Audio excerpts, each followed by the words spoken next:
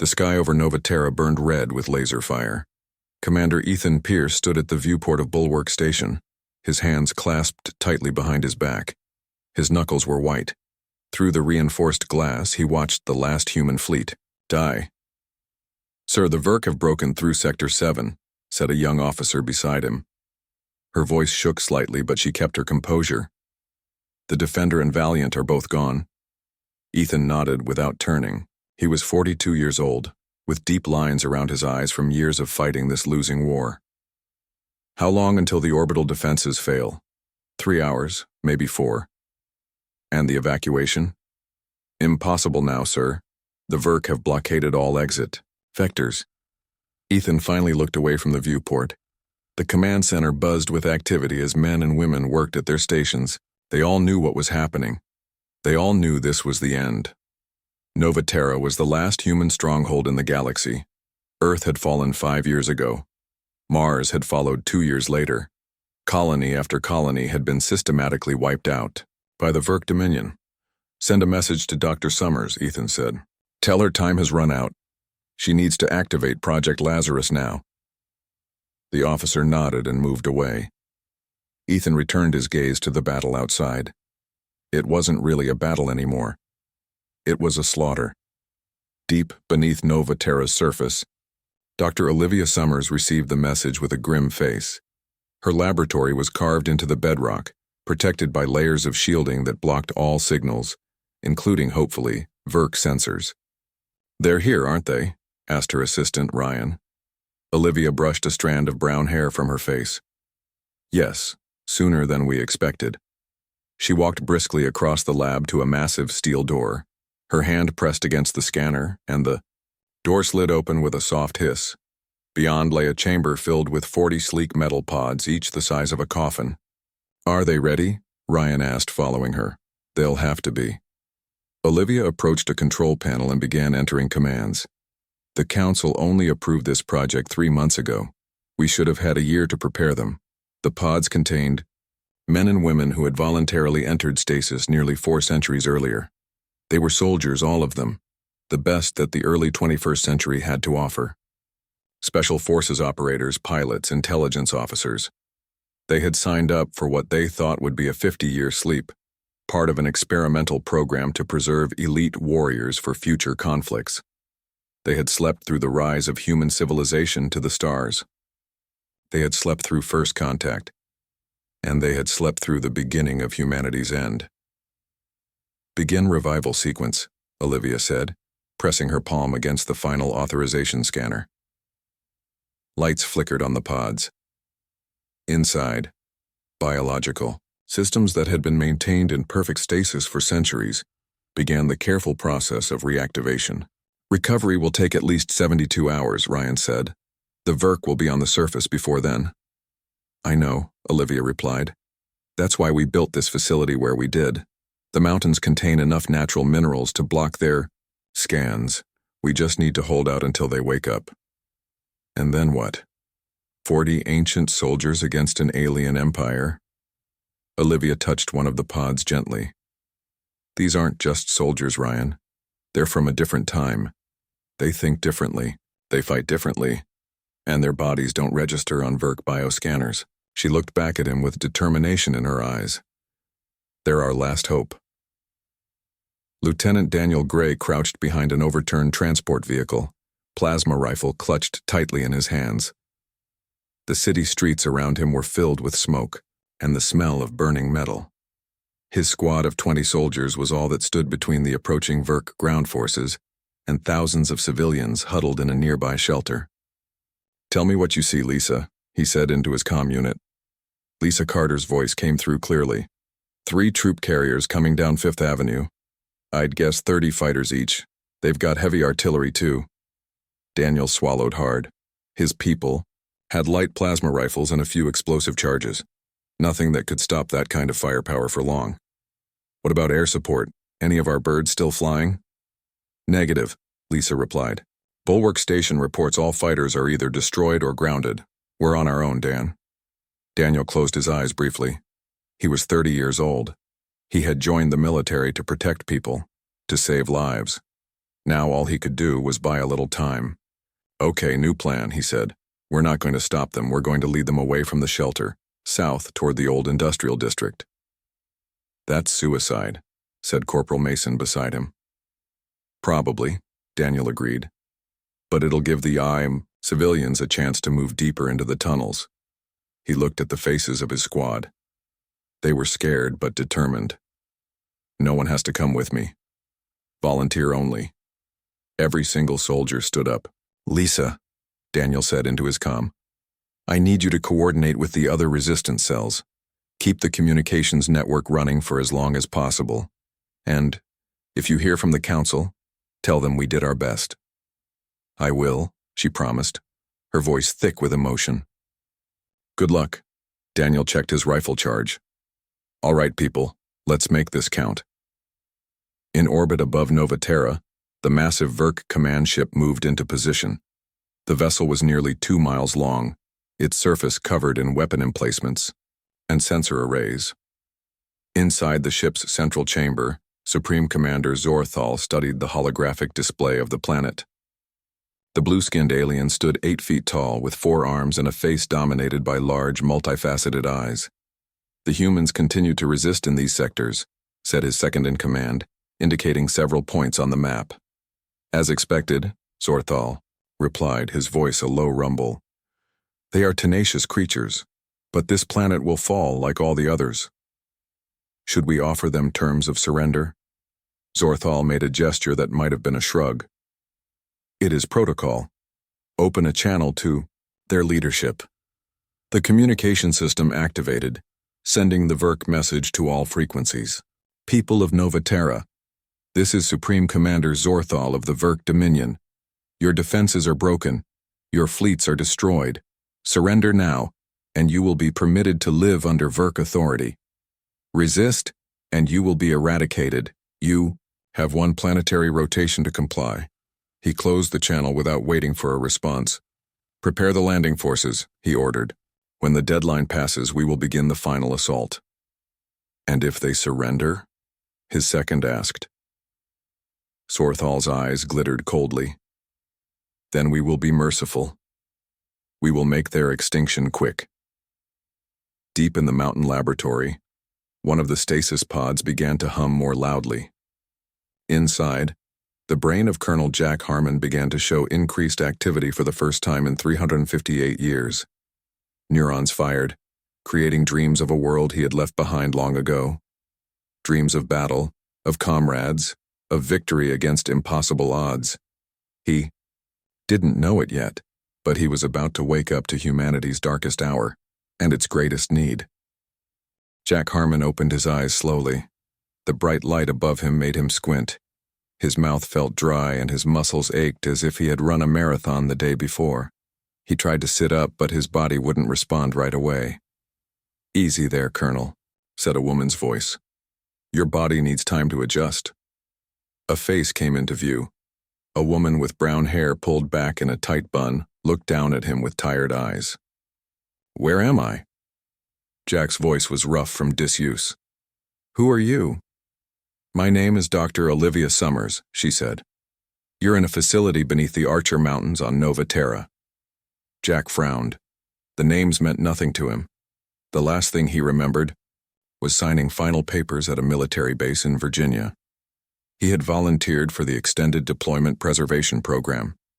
He was supposed to wake up 50 years later. "What year is it?" he asked, finally managing to sit up. He was wearing a simple gray jumpsuit. His dog tag still hung around his neck. Olivia hesitated before answering. "It's 2387. Jack stared at her. That's not possible. I was supposed to sleep for 50 years, not," he did the math quickly, "not 358 years." "I'm sorry," Olivia said. "The program you volunteered for was continued and expanded. Your stasis pods were maintained through centuries of human advancement." Jack looked around the room. It was a medical bay of some sort, with equipment he didn't recognize.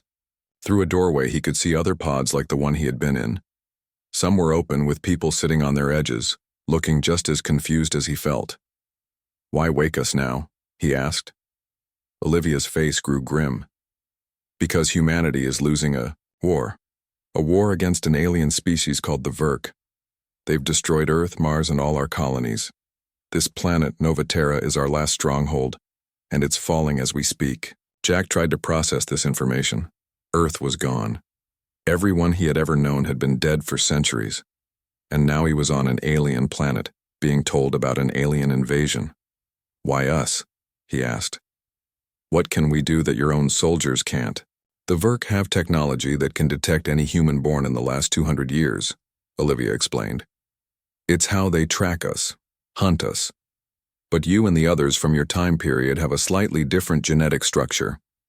Our scientists theorize it's because of the environmental factors from your era. Whatever the reason, you don't register on their bioscanners. Jack swung his legs over the side of the pod. So you want us to fight because we can sneak up on them? Partly that, Olivia nodded. But also because you were the best. Special forces from an era when humans still fought primarily against other humans.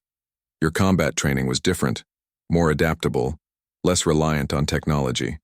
Another pod, open nearby.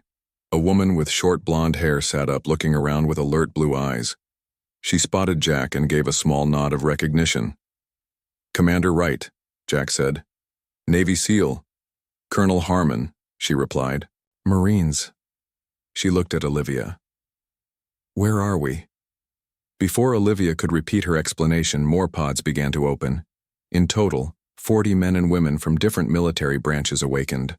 Army Rangers, Delta Force, Air Force Pararescue, Navy, SEALs, Marine Force Recon, and intelligence operatives. Olivia led them to a larger room where they could sit together. A man named Ryan brought them water and simple food. Jack noticed the worry on their faces. These people were clearly living in fear. A tall man with dark skin approached Jack. Keith Miller, Army Rangers, he said, extending his hand. Jack shook. Dorsey, Jack Harmon, Marines. This is crazy, right? Keith said quietly. We're on another planet centuries in the future. And apparently humanity needs saving, Jack replied. A slim woman with auburn hair joined them. Samantha Powell, Air Force. She introduced herself. I was a pilot. She looked around the room. I'm guessing none of our aircraft exist anymore. We have some of your original equipment, Ryan said, overhearing their conversation. It was preserved along with you, including weapons, uniforms, and some vehicles. They're primitive by our standards, but that's actually an advantage. The Verk can't detect your old technology. Olivia called for everyone's attention. On a large screen, she showed images of the Verk. Tall, blue-skinned creatures with 4 arms and insect-like eyes. Then she showed footage of attacks on human cities, of massive ships in orbit destroying everything below them. Nova Terra has fallen, she told them. The Verk have established control of all major cities. The remaining human military forces have gone underground. Commander Pierce and the survivors from Bulwark Station are organizing a resistance, but they're outmatched in every way. Except they don't have us, said Allison Wright, standing up. The SEAL commander had always been direct. When can we start? You need at least another day to fully recover from stasis, Olivia said. Then we can begin training with our current weapon systems. No, Jack said, also standing. We start now, and we use our own weapons, the ones the Verk can't detect. He looked at the others. We weren't preserved for 3 centuries to sit around while people die. Keith nodded in agreement. The colonel's right. We train now. Samantha stepped forward. I need to understand your current technology first. How your communications work, how their ships fly. Olivia looked uncertain, but Ryan smiled for the first time. I'll take you to the armory, he said, and then to the communication center. 3 days later, the ancient warriors were ready. They had studied maps of Nova Terra's surface, learned about Verk patterns and behaviors, and formed 5 strike teams. Jack would lead the first team, Allison the second, Keith the third, Samantha would pilot their salvaged aircraft. The 5th team would remain with Dr. Summers as a defensive unit.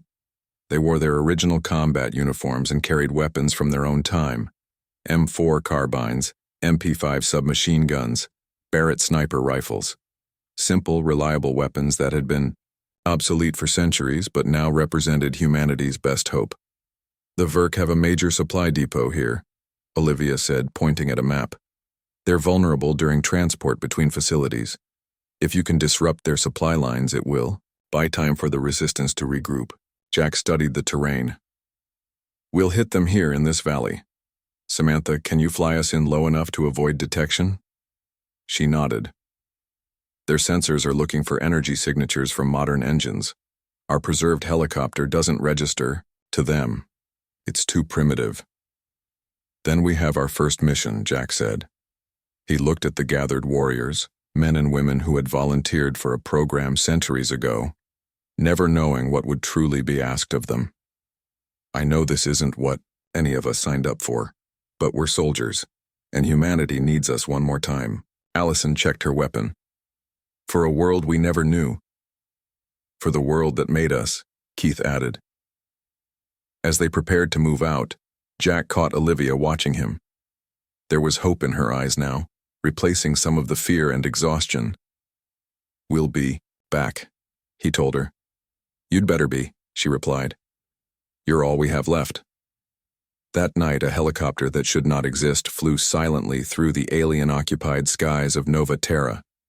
Inside, warriors from humanity's past prepared to strike, the first blow against the conquerors of humanity's future. The Verk supply depot glowed with blue lights. Alien soldiers moved between large metal containers, checking inventory and loading vehicles. They felt safe here, deep in territory they had conquered weeks ago. Their sensors detected no human presence for miles. They were wrong. On a ridge overlooking the depot, Jack lay perfectly still. The night vision goggles he wore were ancient by modern standards, but they worked. Through them, he watched the Verk moving below. I count 23 guards, he whispered into his radio. 4 at the north entrance, 6 at the south, the rest patrolling. Copy that. Allison's voice came back. Her team was positioned on the opposite side of the facility. We're ready when you are. Jack looked at Keith, who lay beside him with a sniper rifle. Take out the guard tower first. On my mark. Keith nodded, his breathing slow and controlled. The other 3 members of Jack's team checked their weapons one last time. 3, 2, 1, mark. Keith squeezed the trigger. The rifle made a sound that hadn't been heard on a battlefield for centuries. 1,000 feet away, a Verk guard collapsed in the tower. Before the aliens could react, Allison's team detonated explosives on the far side of the compound. The blast lit up the night sky. As planned, most of the Verk rushed toward the explosion. Move, Jack ordered. His team slid down the ridge and approached the fence. They cut through it with simple wire cutters, no laser tools that might be detected. Inside the compound, Jack led his team toward the main storage building. They moved from shadow to shadow, avoiding the few Verk still guarding this side. We're inside, Jack reported over the radio. Samantha, status? Air is clear, Samantha replied from the helicopter hidden in a canyon 2 miles away. But I'm picking up chatter on their frequencies. They're confused but not calling for backup yet. Good. We have 5 minutes. Keith, set the charges. Keith pulled blocks of C4 explosive from his pack and began placing them on key structural points. Jack and the others covered him, weapons ready. A Verk soldier rounded the corner. It froze for a moment, its insect-like eyes widening at the sight of humans where none should be. Before it could raise an alarm, Jack fired 3 rounds from his M4. The alien fell silently. Charges set, Keith reported. 2-minute timer. Move out, Jack ordered. Rendezvous at Point Bravo. They retreated the way they had come, slipping through the fence and into the darkness beyond. Behind them, Allison's team continued to create distractions on the far side of the compound. 2 minutes later, the main storage building erupted in flame. Secondary explosions followed as the Verk ammunition inside caught fire. Jack watched from the ridge as chaos spread through the alien base. All teams report, he said. Team 2 clear, Allison confirmed. No casualties. This is Samantha. I see Verk reinforcements incoming from the east. 2 aircraft, moving fast. Jack looked at his team. We got what we came for. Let's go. They moved through the darkness toward their extraction point where Samantha would pick them up. Behind them, the Verk supply depot burned, the first successful human strike in months. Supreme Commander Zorthal stared at the holographic display showing the destroyed depot. His upper arms were crossed over his chest, his lower arms resting on the control panel. Explain, he demanded.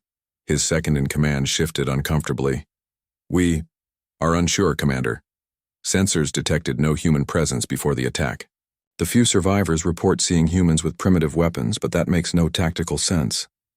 And yet, Zorthal said coldly, a major supply depot is destroyed. 3 days ago, it was a communication relay. Before that, a fuel storage facility. He zoomed the map out, showing the pattern of attacks. These are not random. Someone is systematically targeting our infrastructure. The resistance was broken when we took their cities, the second insisted. Their remaining forces lack the capacity for these attacks. Zorthal slammed a fist down.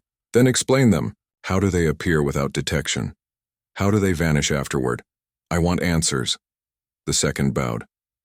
We will increase patrols, set traps. We will capture one of these ghosts. See that you do, Zorthal said. Or I will find someone who can. In the underground resistance headquarters, Commander Ethan Pierce watched the recorded footage of the burning Verk depot with amazement. The base was hidden in an old mine shaft, protected by layers of rock that blocked Verk scanners. Play it again, he said to Lisa Carter, who operated the communication system. The video, captured by a hidden drone, showed the Verk facility exploding. It was the third major blow against the aliens in 2 weeks. Who's doing this?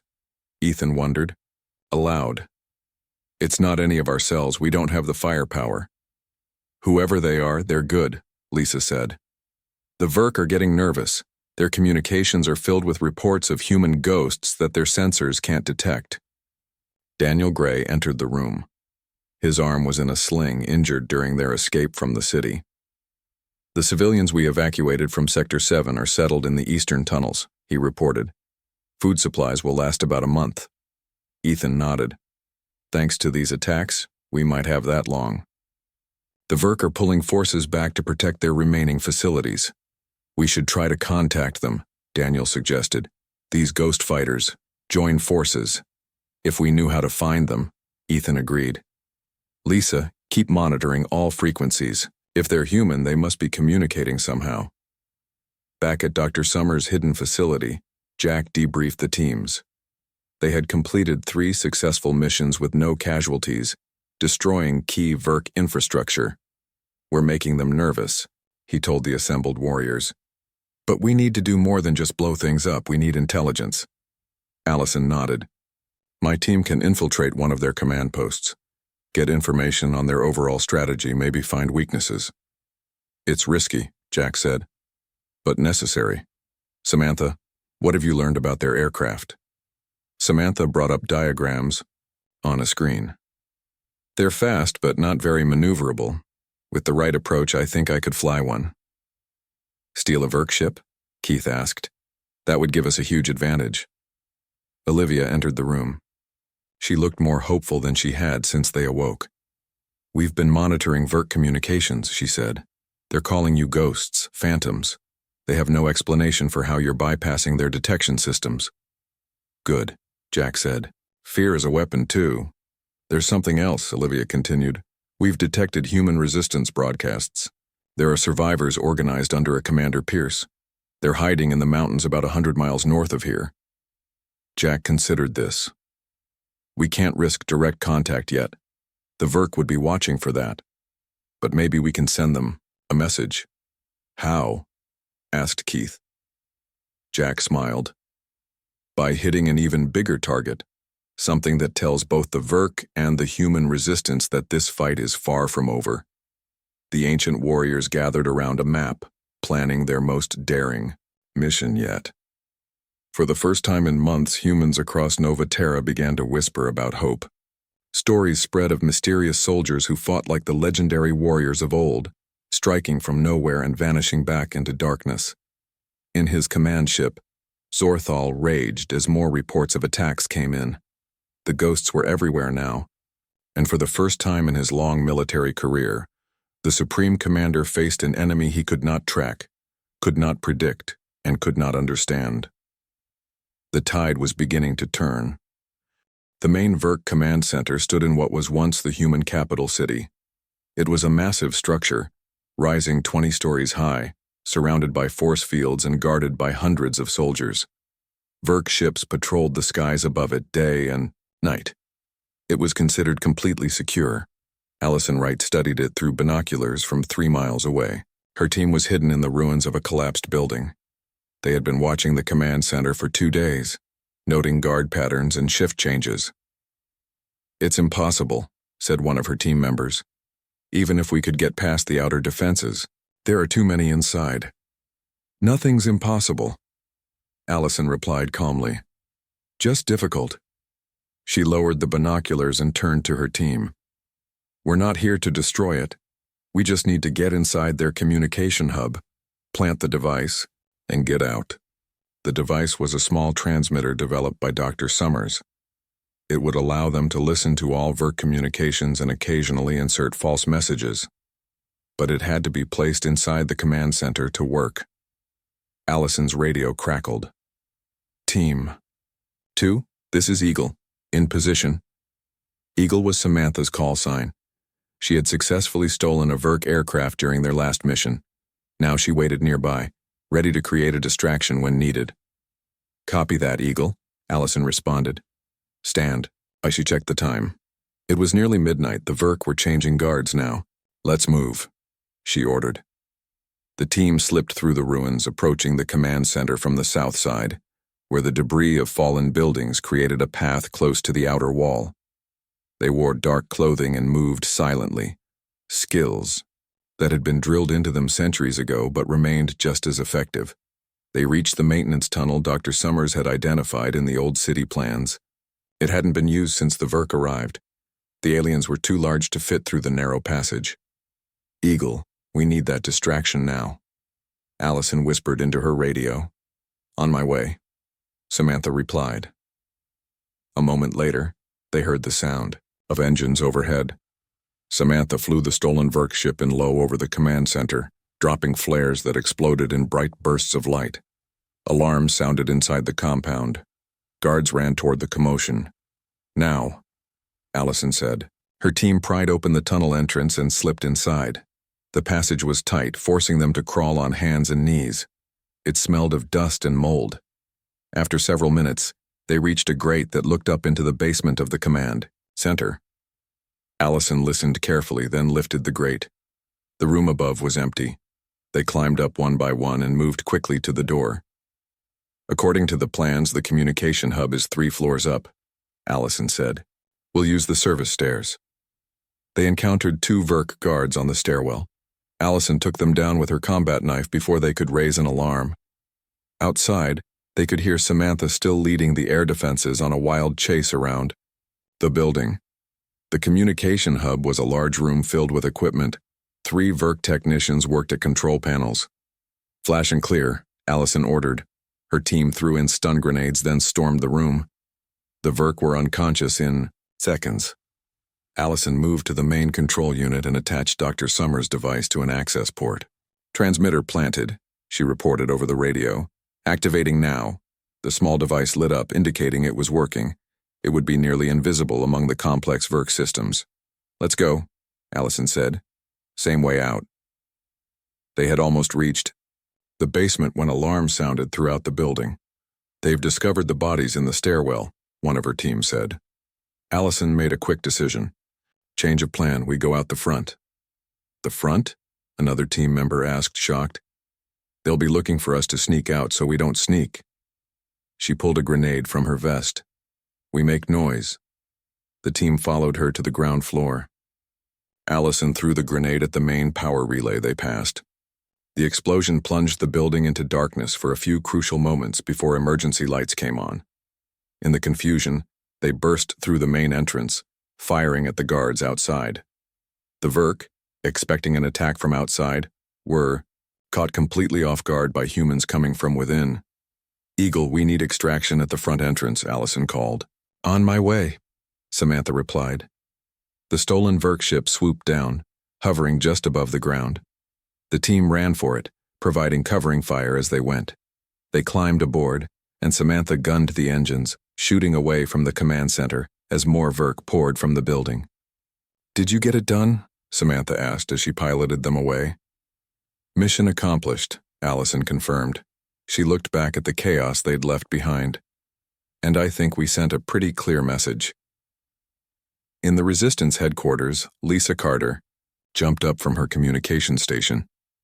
Commander Pierce, we're picking up a new signal. Ethan rushed over. What is it? It's coming through the old emergency band. Someone just sent a message using a code from before the fall of Earth. Lisa adjusted the controls and played the message. To all human resistance forces, you are not alone. The ghosts of humanity's past have returned. Stand ready. The real fight is just beginning. Ethan stared at the speaker. Can you trace it? No, it bounced through several relays, Lisa said. But there's more. After this message, I started picking up scattered Verk communications. Someone has tapped into their network. Daniel joined them, his eyes wide. How is that possible? The Verk command center is impenetrable. Apparently not, Ethan said with the first real smile in months. Send a response on the same frequency. Tell these ghosts we're ready to join forces. Jack Harmon stood with Dr. Summers in the communication room of their hidden facility. They listened as Lisa's response came through. To the ghosts. This is Nova Terra Resistance Command. We stand ready. Tell us where and when. They took the bait, Olivia said. With the transmitter in place, we can coordinate with all resistance cells across the planet. Jack nodded. It's time to bring everyone together. The Verk think they're fighting scattered groups. They don't realize they're about to face a united human force. Keith entered the room, his face serious. The Verk are moving. Their patrols have doubled. They're searching every sector systematically. They're getting desperate, Jack said. That's good. Desperate enemies make mistakes. Or they get more dangerous, Olivia warned. Sorthal has called for reinforcements from the Verk homeworld. Jack considered this. How long until they arrive?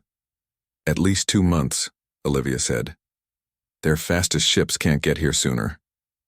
Then we have 2 months to win this war, Jack stated firmly. We start by meeting with Commander Pierce and unifying our forces.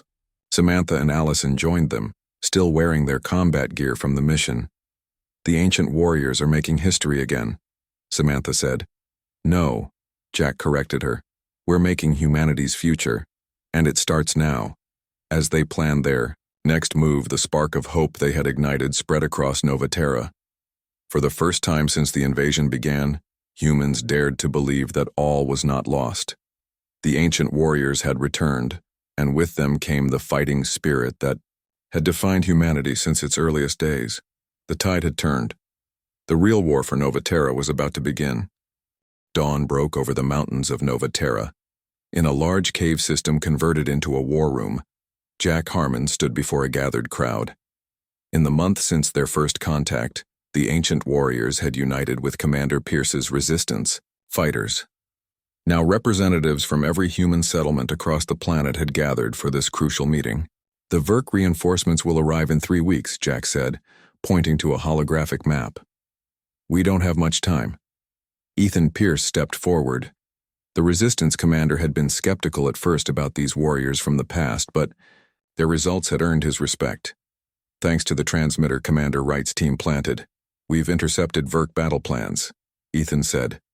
They're consolidating their forces around the main command center. Supreme Commander Sorthal is getting nervous. He should be, Allison said from her position near the wall. We've hit 37 targets in the past month. Destroyed 14 supply depots, 7 communication relays, and 3 troop transports. Lisa Carter, who now coordinated communications for the United Resistance, added, The human population is rising up everywhere. The Verk can't understand how we're coordinating so effectively when their sensors still can't detect our ancient warriors. Jack looked around the room. Old and new warriors stood together, united by a common goal despite being born centuries apart. Dr. Summers was there too, working with Samantha on some kind of device. "It's time for the final phase," Jack announced. "We've weakened them, confused them. Now we take the fight directly to Zorthal."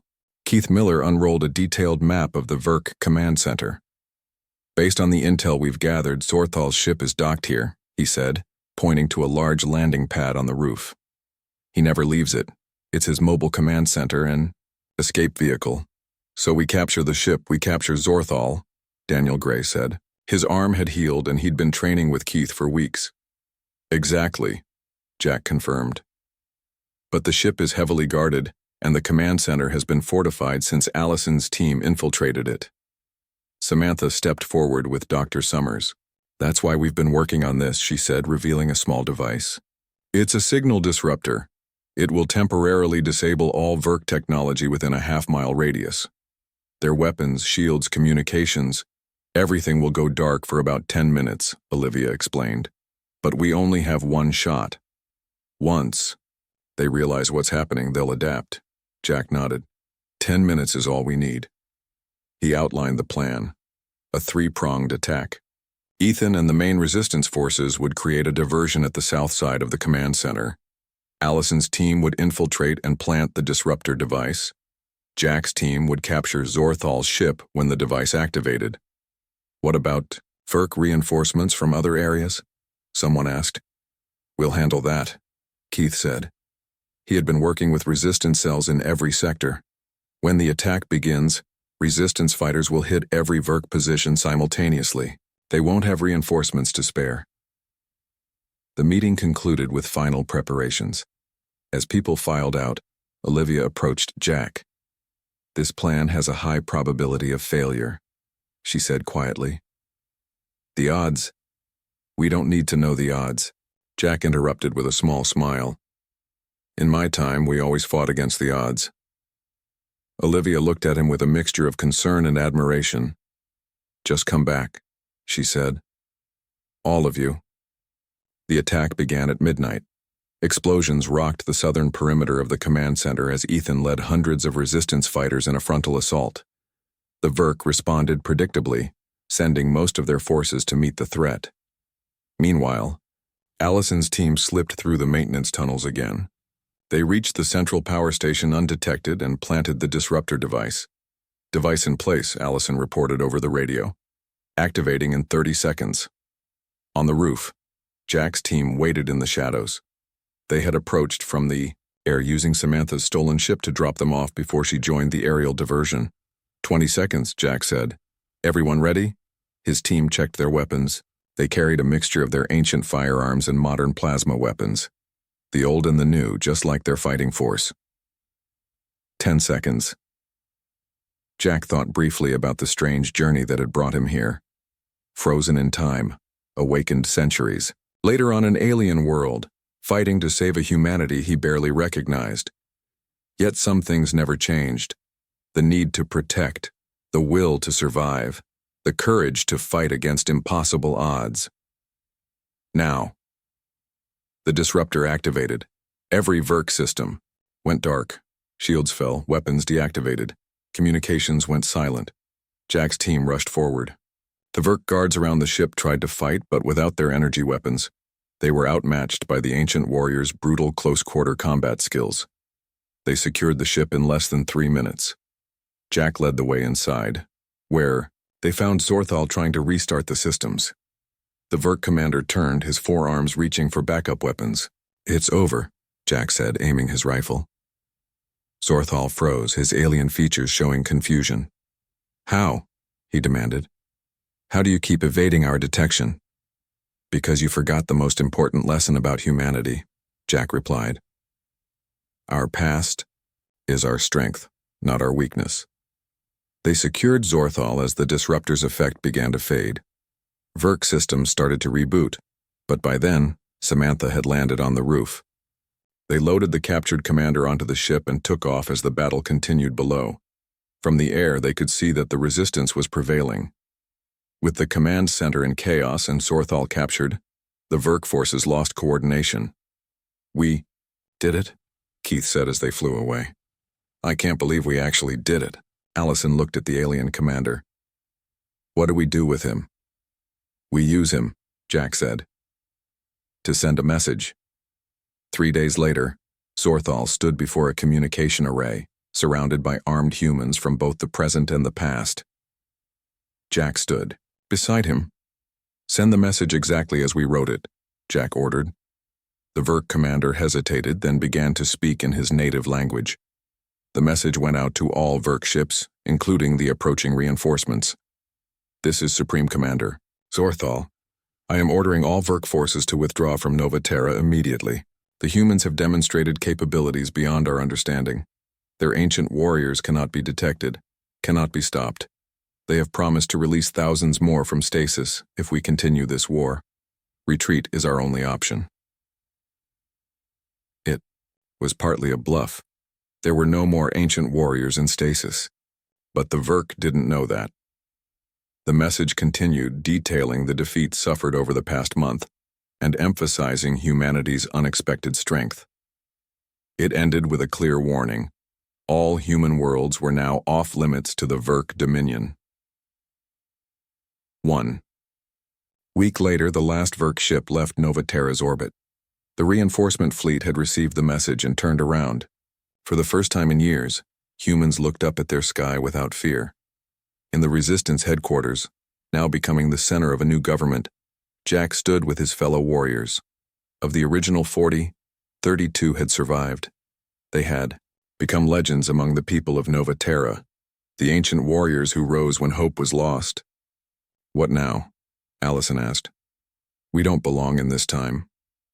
Maybe that's why we're perfect for it, Jack replied. We'll help them rebuild, teach them what we know.